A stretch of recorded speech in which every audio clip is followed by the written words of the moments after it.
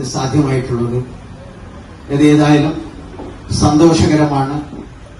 നമുക്കൊക്കെ അറിയാവുന്നതുപോലെ പാലിറ്റീവ് മേഖലയിൽ ഏതാണ്ട് 2 പതിറ്റാണ്ട് കാലമായി പ്രവർത്തിച്ചു കൊണ്ടിരിക്കുന്ന ദയാ സ്നേഹതീരം പാലൂരും ഏതാണ്ട് അത്ര തന്നെ മാനസികമായും അതിന് കൊടുക്കുന്ന പ്രോത്സാഹനവും പിന്തുണയും തീർച്ചയായിട്ടും നമ്മുടെ സിദ്ധാവിന്റെ മുമ്പിൽ ഏറ്റവും അധികം പുണ്യകരമായ കാര്യമാണ്.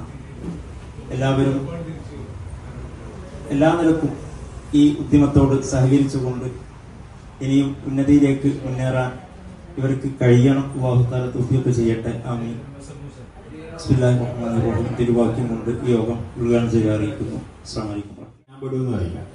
192 ആളും കുറെ കാലം ചിലർ 1 കൊല്ലം, ചിലർ 5 കൊല്ലം, ചിലർ 10 കൊല്ലം, 25 കൊല്ലം ഒക്കെ കിടന്ന് മരിച്ച ആൾക്കാരുണ്ട്.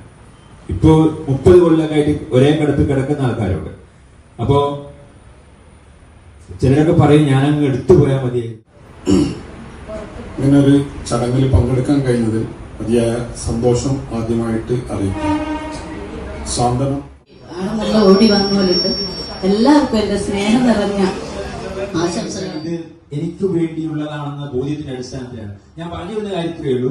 ഈ കോളേജ് കൂട്ടിയപ്പോൾ വലിയൊരു പ്രകമ്പനാണ് നമ്മുടെ കരുടെയും ദയാ പാലിയേറ്റീവ് കെയറിന്റെയും ആളുകൾക്ക് മൊയ്ത് ഹാജി അവരുടെ ആദരപൂർവ്വം ക്ഷണിക്കുന്നു. പ്രോത്സാഹിപ്പിച്ച എല്ലാവരും പേര് പറയേണ്ടവർ തന്നെയാണ്. അപ്പൊ സമയം പോലും ദയാ സ്വാതന്ത്ര്യ പ്രവർത്തകർ